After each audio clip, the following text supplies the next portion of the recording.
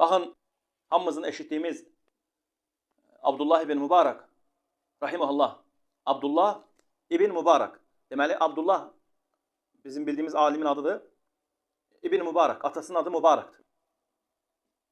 Əvvəllər o qul işləyirdi. Bir nəfər kişinin həyətində, o kişinin adı Nuh idi. Nuh isimli birisinin həyətində qul işləyirdi, subhanallah. Onu da üzüm bağçası var idi, həmin o kişinin. Atasını, yəni Abdullahın atası Mübarəkı ora nə eləmişdi? Qoymuşdu ki, nəzarət etsin. Bir günləri bağın sahibi gəlir, həmin o Nuh adında olan, gəlir ki, Mübarəkə deyir ki, get mənə bir salxım üzüm gətir. Yemək üçün. Mübarək gedir, talvardan bir salxım üzüm gətirir. Deyir ki, buyur ey ağam. Yiyir, görür ki, turşdur üzüm. Deyir, turşunu yox, get şirinini gətir. Gedir, bir salxım da gətirir, görür, bu da turşdur. Üçüncü salxımı gətirir, görür ki, bu da turşdur, subhanallah.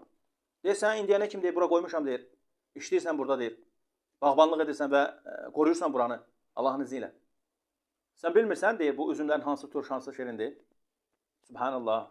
Mübarək ona deyir ki, deyir, ey ağam deyir, sən mənə deyir, bura qoruyucu qoymusan deyir. Sən məni bura deyir, üzümlərin dadına baxmaq üçün qoymamısan ki. Yəni orada olan müddətdə üzümlərdən bir dənəsini yemir. Sizdə niyə görə?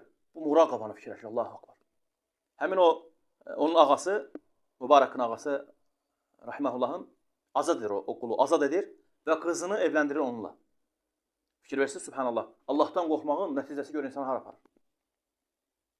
Həmin o kişidən də bizə lazım olan yer, kişidən o qadından Abdullah dünyaya gəlir. Abdullah ibn Mübarək. Allahu akbar.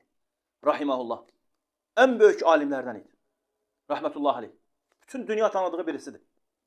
Fikir versiniz. Salih əməlin, salih atanın evladına fikir versiniz. Salih əməl orada hansı idi? Muraqabatullah. Allahı görməməzliyə vurmamaq. Bilmək ki, Allah məni görür. Əslində o yiyə bilərdi oradan, üzümdən. Heç onun sahibi desin deməyəcək. Orada işçidir. Lakin deyir ki, yox, sən məni bura deyir, axran qoymusan deyir. Sən məni bura deyir, üzümləri yemək üçün qoymamısan ki. Uca Allahdan diləyirəm ki, Allah subhanahu wa ta'ala eşitdiklərimizi bizim üçün faydalı etsin. Allahdan diləyirəm ki, Allah subhanahu wa ta'ala gizlidə və aşkarda olanda Allah bizi ondan qorxanlardan etsin. Subhanakallahumma bihamdik. Əşhədu an la ilahe illa ente. Estağfiruka və etûbü ileyk.